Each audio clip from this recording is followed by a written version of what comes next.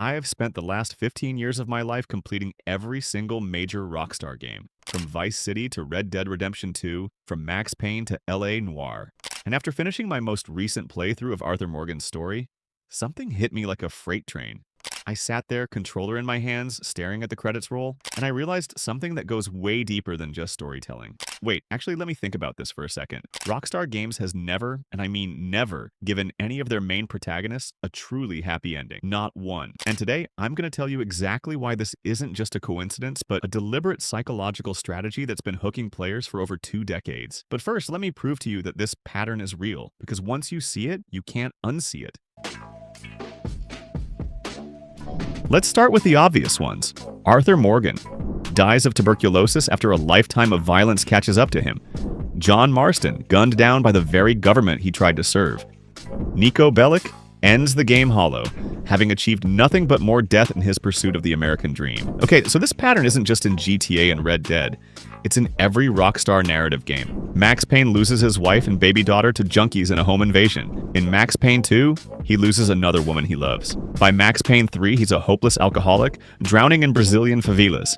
Completely broken by his past. Cole Phelps in LA Noire? He's a good cop in a corrupt system who ultimately faces a tragic fate because he couldn't change the world around him. Even Vic Vance from Vice City Stories, officially dead in the canon, killed before the events of Vice City even begin. I started asking myself, why does every single protagonist I've grown attached to over the years end up dead, broken, or just empty? And that's when I discovered something that changed how I view not just Rockstar games, but storytelling as a whole. What Rockstar's doing isn't new. In fact, they're using a principle that's been understood for over 2,000 years, dating back to ancient Greece. Aristotle, in his work Poetics, described something called catharsis, the emotional purge of fear and pity aroused by tragedy. Okay, this is going to sound like I'm back in college, but stick with me here. The word catharsis literally means cleansing in Greek, and Aristotle believed that the purpose of a good story, especially a tragedy, was to cleanse our emotions.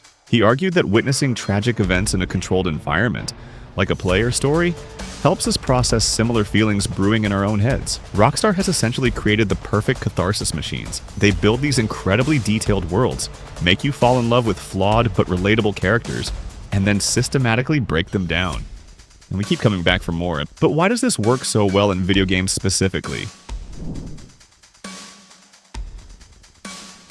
Modern psychology has given us incredible insights into why tragic narratives affect us so deeply, especially in interactive media like video games. When you're not just watching Arthur Morgan's decline, but actively participating in it, making the choices that lead to his downfall, something powerful happens in your brain. Research has shown that video games can be used therapeutically to treat conditions like depression, anxiety, PTSD, and addiction. They provide a sense of engagement and immersion that traditional therapy methods often lack.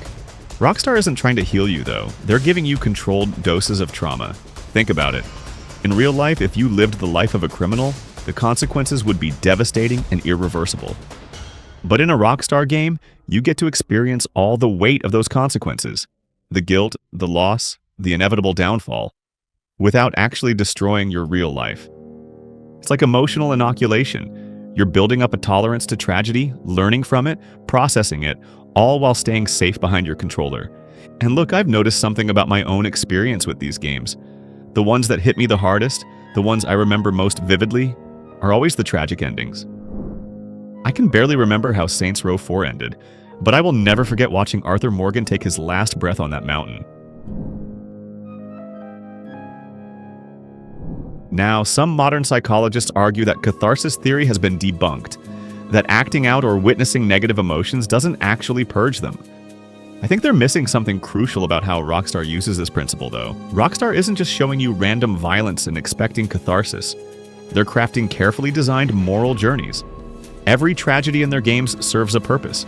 It teaches you that actions have consequences, that violence begets violence, that the criminal life ultimately destroys everything you touch. When I played through Red Dead Redemption 2, I wasn't just experiencing Arthur's tuberculosis diagnosis as a plot twist. I was experiencing it as the direct result of every violent choice I'd made throughout the game. The game made me complicit in his downfall, and that's what made it so powerful. This is why I keep coming back to Rockstar games, and why millions of other players do too. They don't give us power fantasies where we can do whatever we want without consequences. They give us consequence fantasies, stories where every choice matters and every action has weight. Wait, did I just make up the term consequence fantasies? I think I did, but you know what I mean. I want to get personal with you for a moment because I think this is important.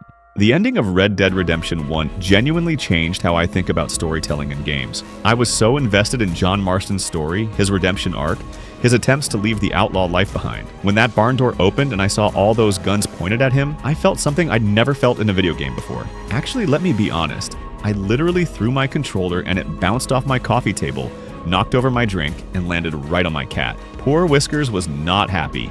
My roommate came running in thinking something exploded. But after I calmed down and apologized to my cat, I felt the weight of inevitability. This wasn't a boss fight I could win with better reflexes or strategy. This was destiny, consequence, the logical endpoint of a life lived outside the law. And as much as it hurt to experience, it was also profoundly meaningful. That's when I realized what Rockstar was really doing. They weren't just making games about criminals. They were making games about the human condition, about how our past catches up with us, about how the choices we make define not just our lives, but our deaths. Max Payne taught me about grief and how it can consume you. L.A. Noire taught me about the corruption that can exist even in systems meant to protect us. GTA 4 taught me about the hollow nature of and Red Dead taught me about redemption. Not through escape from consequences, but through acceptance of them. Now, I know some of you might be thinking, but doesn't this glorify violence? Isn't this just nihilistic storytelling that says nothing matters? I used to think that too, honestly.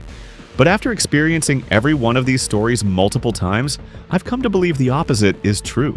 Rockstar's games are actually deeply moral stories, disguised as amoral playgrounds. If GTA actually glorified the criminal lifestyle, wouldn't the protagonist end up rich and happy?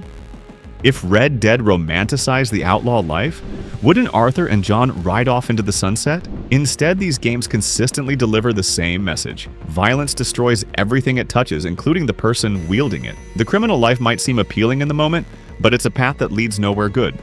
This isn't nihilism, it's actually a very traditional moral framework, wrapped in modern, interactive packaging. It's the same message you'd find in classical tragedies, film noir, or Western literature. The only difference is that Rockstar makes you participate in the downfall, which makes the lesson infinitely more powerful.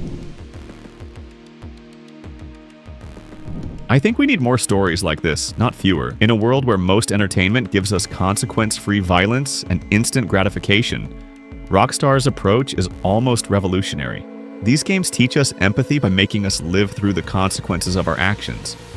They teach us about the complexity of morality by putting us in situations where there are no clear good choices. They teach us about loss, grief, and acceptance in ways that pure entertainment never could. And perhaps most importantly, they teach us that our actions matter. In an age where it's easy to feel disconnected from the consequences of our choices, where we can hide behind screens and anonymity, these games force us to confront the weight of our decisions. As I was preparing this video, I kept coming back to one question. Why do I love these games so much if they always make me sad? And I think the answer reveals something fundamental about human nature. We don't just want to be entertained, we want to be moved. We want to feel something real, something meaningful. We want stories that challenge us, that make us think, that stay with us long after we've put down the controller.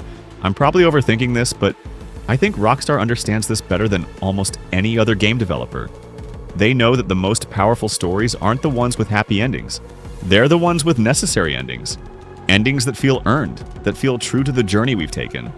When Arthur Morgan died, it wasn't just sad. It was right. It was the only ending that made sense for his character and his story. The same goes for John Marston, for Max Payne, for Niko Bellic. Their tragedies aren't random or cruel, they're inevitable, and that inevitability is what makes them so powerful. This is why Rockstar's games will be remembered long after other, more fun games are forgotten. This is why people are still talking about Red Dead Redemption, one more than a decade after its release. This is why Max Payne's bullet time mechanic was copied by dozens of games, but none of them captured the emotional weight of the original series. Rockstar has mastered something that most entertainment struggles with: how to make us care deeply about fictional characters. And they do it by understanding that love without loss isn't really love at all, it's just attachment. The reason we love Arthur Morgan so much isn't despite his tragic end, but because of it. So here's what I want you to take away from this. The next time you're playing a Rockstar game and you find yourself dreading the ending, remember that you're not just playing a game. You're participating in one of the oldest and most powerful forms of storytelling known to humanity. You're experiencing catharsis in its truest form. You're learning about consequence and morality through direct experience rather than lecture. You're building emotional resilience by processing difficult feelings in a safe environment. And most importantly, you're proving that games can be more than just entertainment. They can be art in the highest sense of the word. That's why I'll keep playing every Rockstar game that comes out, even though I know they're going to break my heart. Because sometimes a broken heart is exactly what we need to remember what it means to be human. If this resonated with you, if you've ever felt that bittersweet ache at the end of a Rockstar game, let me know in the comments. And if you want more deep dives into the psychology and artistry behind your favorite games, hit that subscribe button, because there's so much more to explore in the intersection between gaming and the human experience. Trust me, we're just getting started.